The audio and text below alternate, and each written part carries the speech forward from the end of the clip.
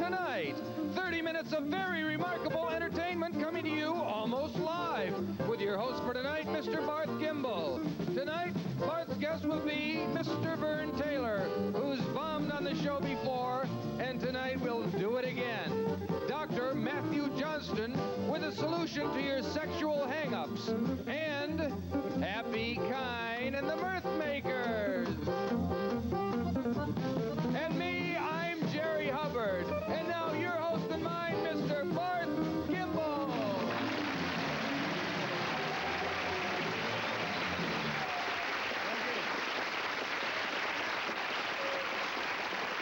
Oh, come on. Thank you very much. Thank you. Good evening and welcome again to Fernwood Tonight. I'm Barth Gimbel, and I'm hearing a lot of questions from you out there in Fernwood, and by that I mean folks in the whole Tri-County area. Questions about the show, questions about me. But you know the question I get asked most often is, Barth, where do you get your shoes? People say there's no place in town where you can get great-looking footwear like you wear on the show. And up to now, they've been absolutely right.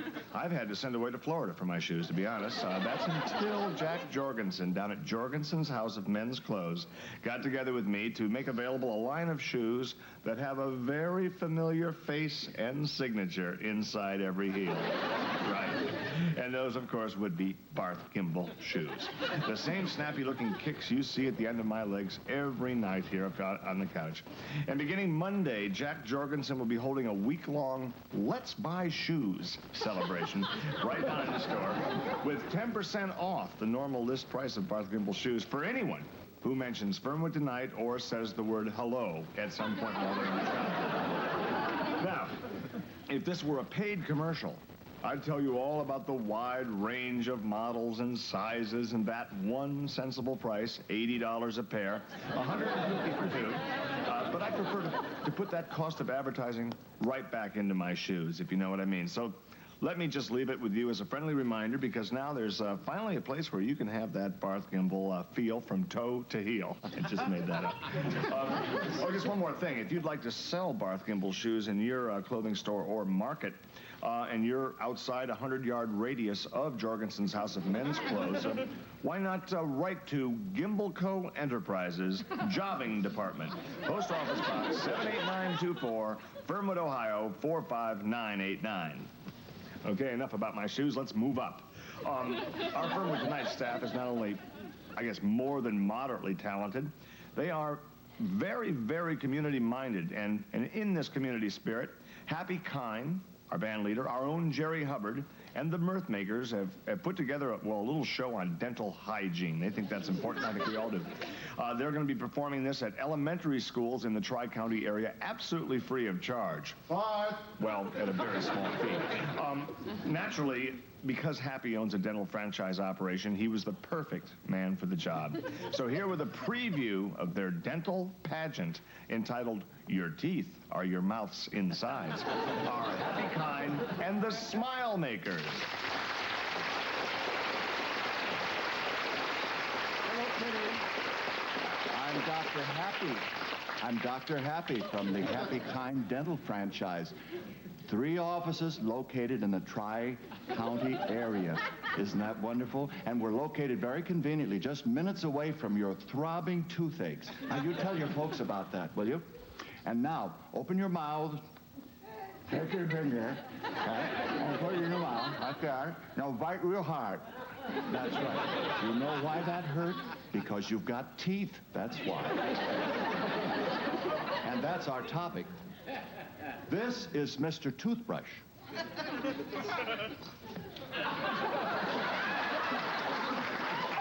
I'm Mr. Tooth. Hi, I'm Mr. Tooth Decay. And I'm going to speak to Norman. If your tooth is strong, it won't be for long when it meets up with Mr. Tooth Decay. He will eat your tooth cause he's so uncouth. Pretty soon your mouth will rot away. So if Mr. Tooth Decay eats away with glee, all you'll have left in a couple of years are empty, ugly holes where your teeth should be.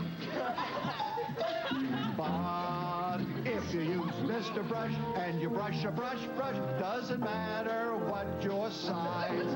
You will chase away Mr. Tooth Decay with a brush and a checkup at Dr. Happy's Dental Franchise. Now tell your folks now, yes, brush, and get checked up at Dr. Happy's Dental Franchise.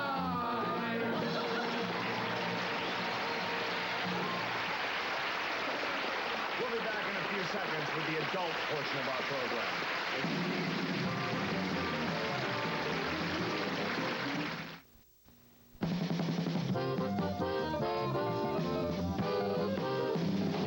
Gee, we're back.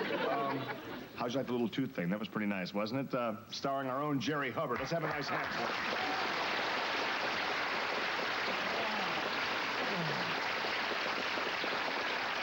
That's terrific. Jerry, when you first went out there, I wasn't sure what... I thought maybe it was going to be Roots once again. We've already had that.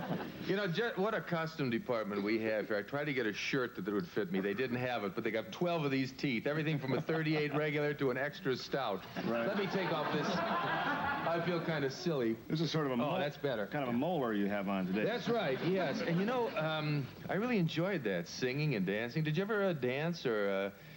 you know, can I get serious for just a minute here?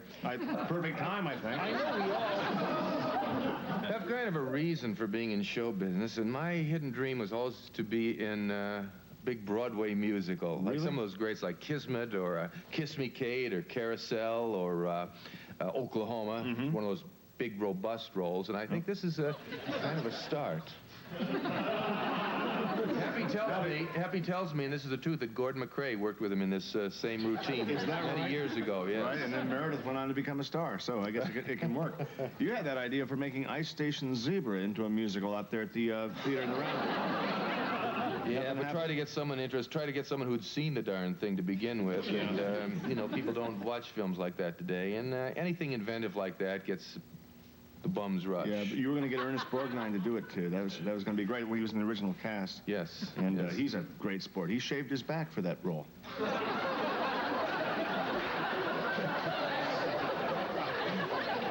love to tease Jerry. Jerry, you're a good sport. You know what I want to do? Put some candy on your tooth. Maybe some of it'll sink in. Be extracted then. Yeah, I can't do that for you. You're too good a guy. No, that's right. Okay. Oh, boy. But I think we're going to have mice with bad teeth.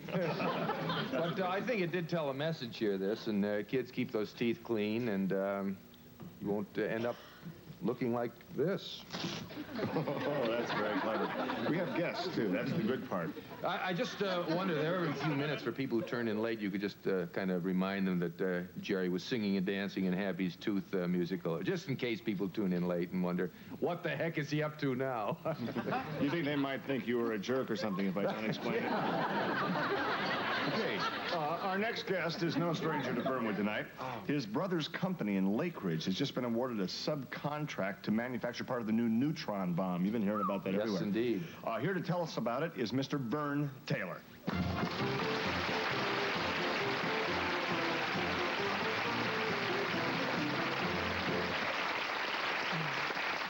Vern, excuse me if I don't get up. I think I need some deep root canal work over here. Yeah, Jerry's a little down in the mouth right now. Vern, exactly what part of the bomb is Andy's company making? Well, actually, Barth, they're involved in several areas. They'll be making the Excelsior the bomb rests on while in transit, and the labels that go in the box. And Andy's letting me throw in, just for fun, little expressions like printed on the side of each bomb, or painted on the side of each bomb, like Destination Peking, or Eat This, Pinko. Yeah. And my favorite, if you're close enough to read this, you're a dead man. As sort of an expert, at least in the, as you said before, packaging end, how do you answer this controversy? Well, anyone can tell you that the neutron bomb is actually very humane, as your average bomb goes. Here you have a bomb that's dropped on a city, but it doesn't blow people to smithereens, and it doesn't rip their commie arms and legs off, doesn't harm one brick on any building. All it does is emit a radiation that eats away their brains. And they have a few violent convulsions and die. What more could you ask of a bomb? Well, I have to ask you a question. How long does it take for this neutron bomb the radiation to actually kill people? Well, that's the fun of this baby, Barth. It's always a surprise. Neutron radiation can kill people in a matter of minutes, or in some cases, a couple of weeks. Okay, one problem I'm thinking about, if you, as you say, it does take sometimes up to 2 weeks to kill the enemy. Some of these enemy soldiers could still be up and around and limber enough, or whatever, to have a gun and take some pot shots at our boys when they come in. No, the radiation burns out the enemy's nerves and gives them the shakes. Pow! Pow! Hey, over here! I tell you. And it's pitiful. Sometimes he'll shoot his own men and other times himself. Does that enemy have any defense whatsoever against, I guess they call it neutron radiation? Well, nothing short of wearing lead aprons, Berth. Barth. Barth. Bird would be a bet on a train. Oh, boy, I tell you. I get so keyed up on this thing, it's an issue with me, you know. I know you feel. And your hat's probably too tight. I guess also, you mentioned that army in lead aprons. I guess they're not going to be the most fleet of foot, are they? They look like a bunch of sissies, too. Yeah, probably sure. kidding each other. And, Well, it's a humane bomb. I tell you, great. that thing, it really is a humane bomb. But I see they're building another one. And this little cookie will seek out and destroy certain nationalities. I'd have dropped one on Miami Beach during the tourist season there. You get a lot of free hotel rooms. By empty hotel rooms. I'm just joking about that. God forbid anything like that should happen. But you know, a funny thing I just thought of here. When a comedian performs, a bomb kills people. But if he has a bomb, he doesn't really kill anybody. Do you understand what I say? A comedian, if he kills someone, it means he does well. But if he bombs, he doesn't do well. Just a thought I had. But another thing, It's amazing how you can wrap up a thought and an example into one package. Right. Now, also, this bomb, it kind of is interesting. I mean, they had to have some way to test it out. Maybe they could build some city away from civilization to give it a test. Anyway, I think they should get going and drop it. I think we should drop it. I agree with that. Just drop the whole thing, and we'll be right back after these words, okay?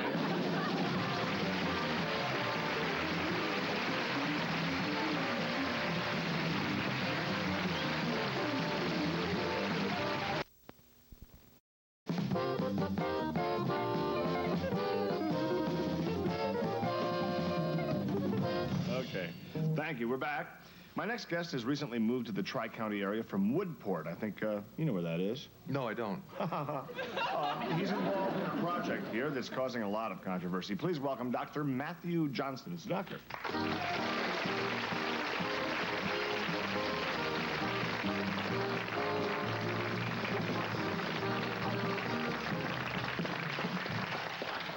Doctor, tell me, do you think I have to come out? Oh, my kingdom for some Novocaine. Welcome to the show, Dr. Johnson. What is the project that's got everybody so darn worked up? First, simply, we have opened a sex therapy clinic here in Fernwood. Wow. A place where people can go with problems or questions about sex. And before they have any neurosis or any anxieties about it. Those kind of things develop, too. Certainly kind of a new concept, at least for this area. Can you describe to us and our viewers the treatment you offer? Well, research has shown that the direct therapist-patient relationship is most effective. Mm-hmm. Now, we have trained specialists who have come up with ways for all problems. I'll be darned. How are these specialists, as you call them, chosen?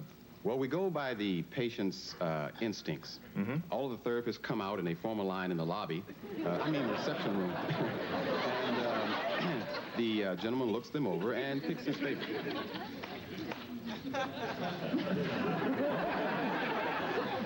Exactly how many therapists do you have, Doctor? Well, there's Dr. Leslie, there's Dr. Yolanda, there's Dr. Ruby, Dr. Judy, and Dr. Trixie.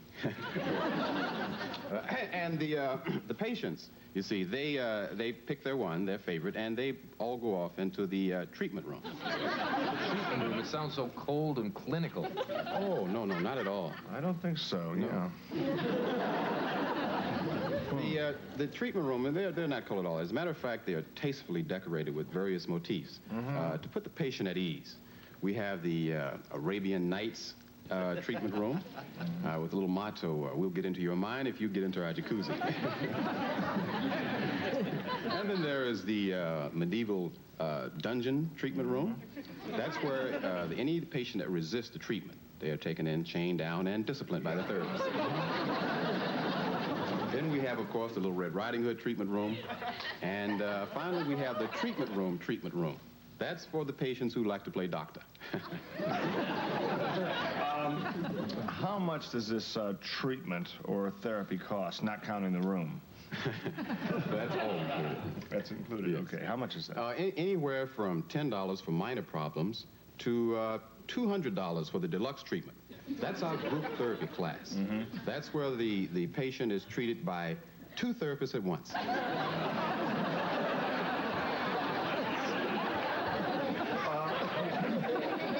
How often does a patient require a treatment like this?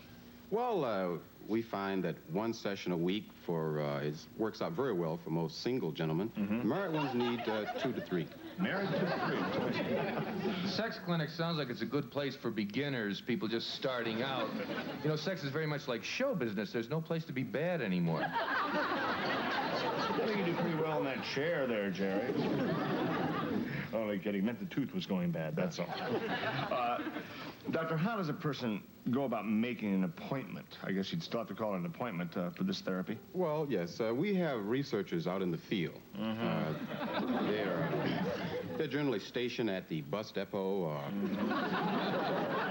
Capri Lounge. Yeah. And what they do, they stop passers-by at random, and they give them a verbal questionnaire, and they look at the answers. Now, if the answers reveal emergency treatment, well, then they go directly to the clinic, or depending on the location, they get therapy right on the spot.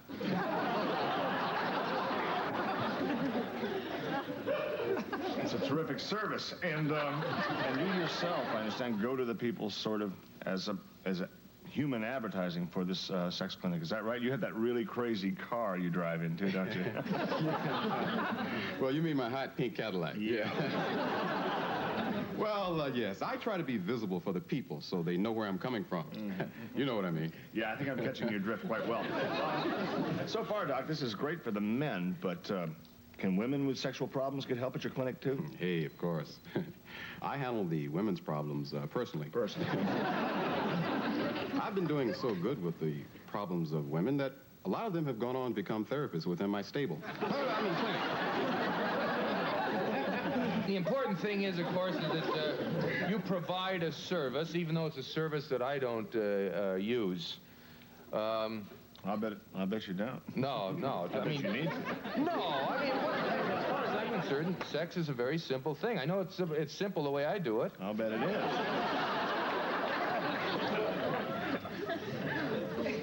Well, A terminal case. no, but sex to me, what? He said a terminal case, and he could start at the bus terminal, and he has his people. That's right. I knew you carry your case out of the bus terminal, too, if you're getting off the Amazing bus. how language can do that. Yes. But seriously, sex to me is just a sensual and erratic thing. Erratic? I think you mean erotic. That could be. Could mean erratic. Go on, Jerry. I'd love to hear this. Do you have any more about sex? Well, no, it's just that once you learn, I mean, it's a very simple thing. To me, having sex is like falling off a log. It's very easy. I mean, once you learn, you never forget. You go out on a girl with a date, you take her out to dinner, you go on a drive up to Inspiration Point, you let your motor conk out, you know, and then before you know it, you're smooching. Or smooching. It's, no, but seriously, you're going to have some problems. Sometimes if you kiss a girl and you don't come up for breath, you get a little dizzy if you don't breathe, or you kiss too hard and you smash your teeth, or sometimes you kiss and stop too soon and she's disappointed. Yeah, and you know, can I tell it? What? Come on. You know the kissing thing that happened? All right, Jerry had heard that ladies really like it when you just kind of blow in their ear a little bit. Oh, don't tell him. I gotta tell you, Jerry was out. He's at the drive-in movie, and he's trying to get the girl kind of, you know, warmed up. It's cute, Jerry, don't worry. Anyway, he blows in her ear, and he's got a certs in his mouth. He blew too hard, the thing lodged right in her ear. Couldn't get it out. And you know, once those things start to dry, they stick. So I was putting my finger in further and further. And I won't say she was not an intelligent girl, but it came out the other ear. Wow, it's a great story. And you're still going with her, right? Oh, yeah. Why not? You find a winner, why give it up? And no one would have ever guessed that she'd like it that much. Every time she says, do the search thing again. I love it. It's great. You doesn't have brains, but you don't go up to Inspiration Point to discuss literature, do you? You certainly don't. You don't find Proust at the drive-in. No, sir. Well, it's been great talking to you, and I wish you all the luck in the world with your new service. I think it's a marvelous thing you're doing for the people of Fernwood, and we'll be right back after these.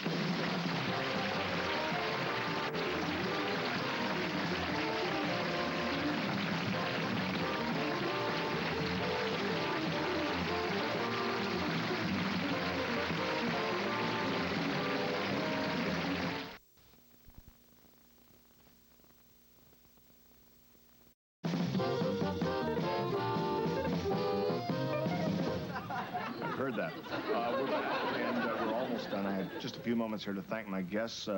Vern Taylor, wonderful talking to you. Good luck not only with that bomb and all the work you've done there, but your new job, I understand, Vern is going to be designing shower curtains for a major company up in Akron on the weekends.